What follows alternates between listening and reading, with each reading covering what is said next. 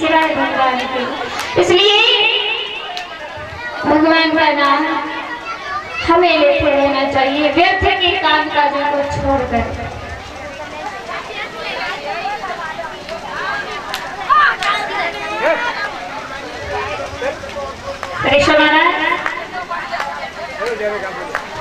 कथा कहाँ चल रही थी? हमारी आवाज ज्यादा आ रही है। श्री सुखदेव जी महाराज जन्म लेते हुए वन की ओर प्रस्थान करते हैं और वहां जाकर के खूब भगवान का भजन करते हैं।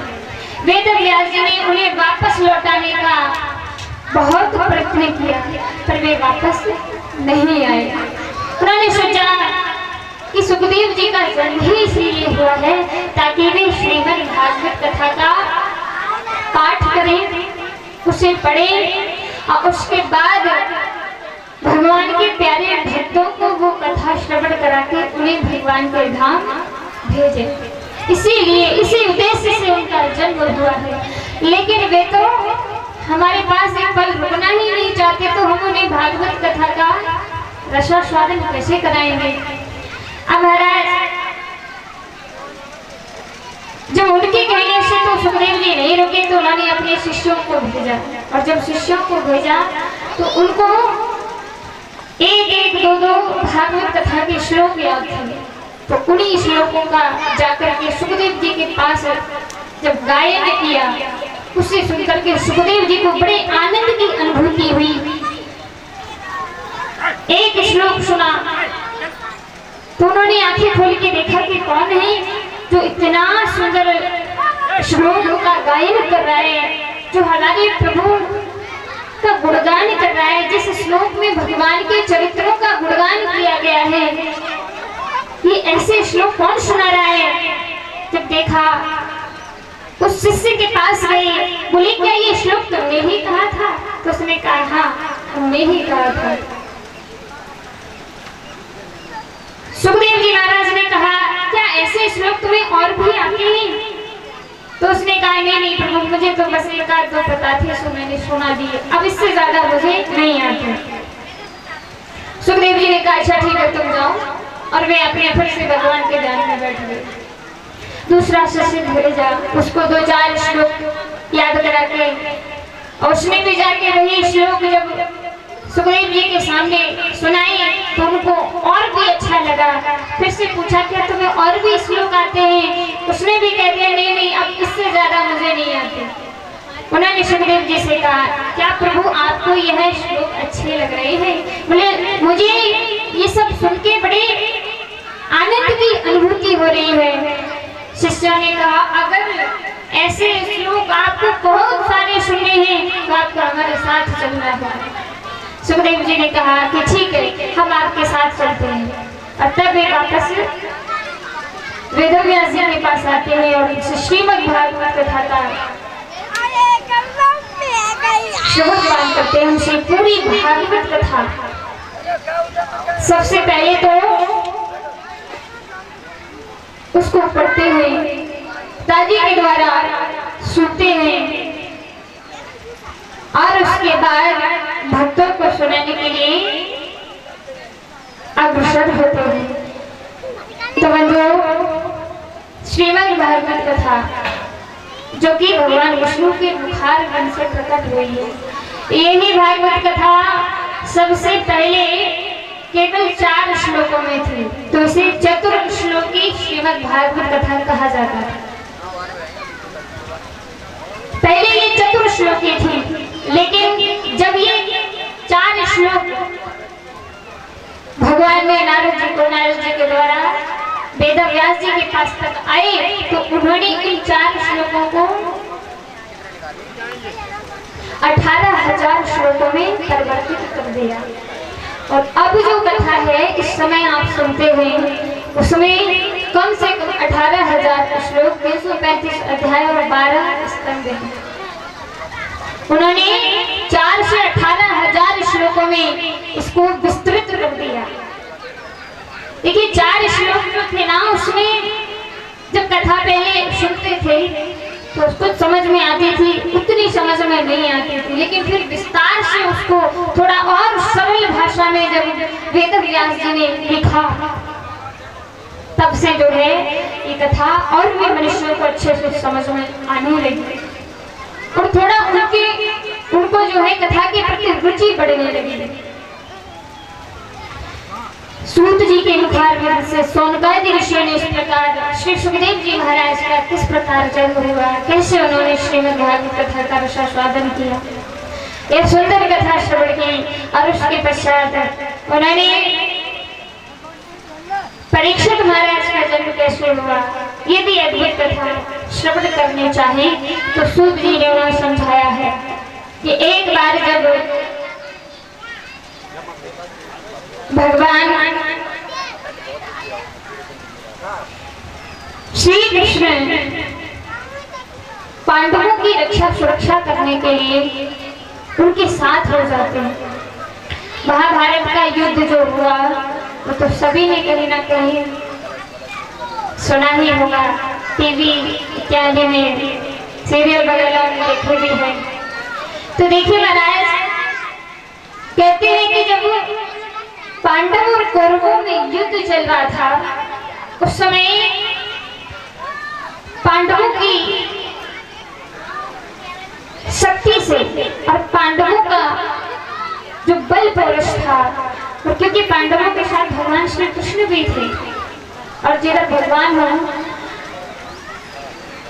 उधर उन्हें पराजित भला कौन कर सकता है। कौरवों की तरफ से बंधुओं सारी सेना का संहार हो चुका था। गांधारी मैया के 99 पुत्र मारे जा चुके थे, एक केवल अकेला दुर्योधन बचा था, वो भी मरणासन अवस्था में था, क्योंकि भीमसेन के द्वारा गदा के प्रहार से उसकी जंगा तोड़ दी जा चुकी थी और इसीलिए अब बस वह अपने मृत्यु का समय, अपने मृत्यु के समय का इंतजार कर रहा था कि कब मृत्यु उसे लेने आ जाए।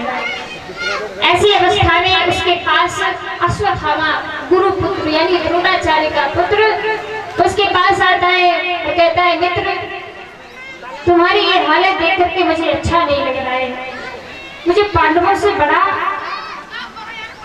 वैर हो गया है, क्योंकि उन पांडवों ने ही तुम्हारी ये हालत की। लेकिन मित्र एक बात बताओ, क्या तुम्हारी खुशी के लिए मैं कुछ कर सकता हूँ? दुर्योधन ने कहा, मेरी तो खुशी इसी में है कि जिस दिन वो पांडव मारे जाएंगे उस दिन मेरे लिए खुशी का दिन होगा, उस दिन मुझे सबसे ज्यादा अपार सुख की प्राप्ति होगी। अश्वत्थामा ने कहा कि मित्र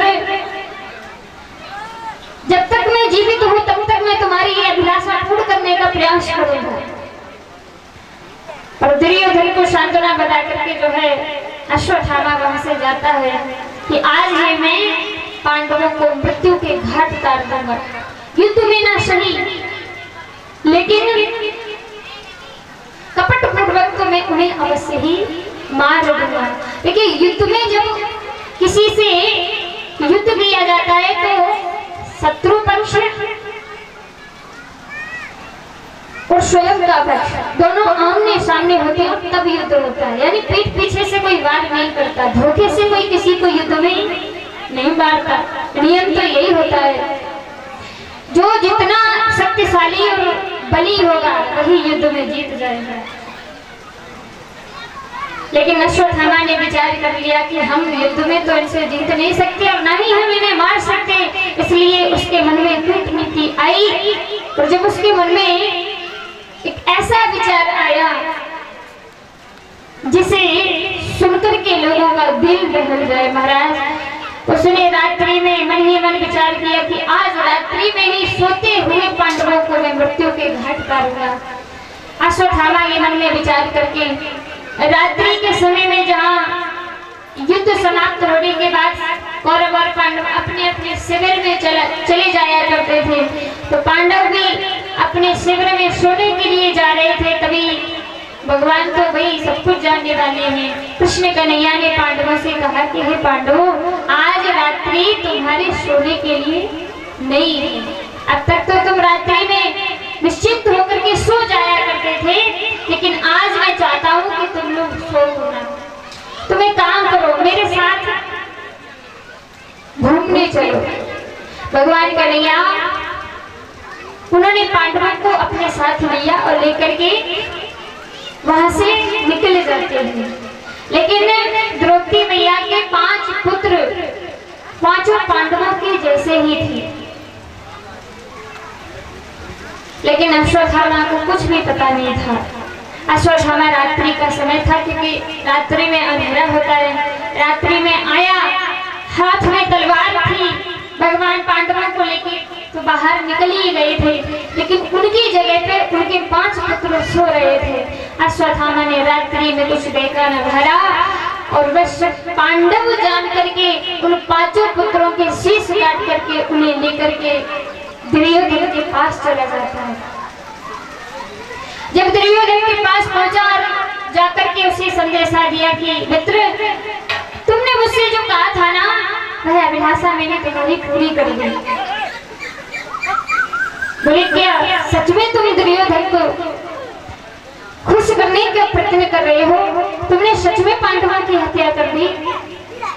अश्वत्थामा ने कहा, मैंने हत्या नहीं, मैंने उन 5 पांडवों को इस दुनिया में नहीं छोड़ा। 5 पांडव मारे जा चुके हैं, क्योंकि उन्हें मैंने स्वयं अपने हाथों से मारा है। दुर्योधन को एक बार के लिए विश्वास नहीं हुआ, उसने कहा, मैं मान ही नहीं सकता कि पांडव तुम्हारे हाथों मारे गए होंगे। तो अश्वत्थामा ने कहा कि तुम्हें विश्वास हो जाए, इसलिए मैं प्रमाण भी साथ में लाया हूँ, उन 5 पांडवों के शीश साथ में लाया हूँ, फिर भी विश्वास नहीं करोगे? दुर्योधन ने कहा, अच्छा। 5 शीशों पर जो वस्त्र पड़ा हुआ था, जब उसे हटाया गया तो रोशनी में जब देखा तो क्या देखा कि 5 पांडव नहीं, 5 पांडवों के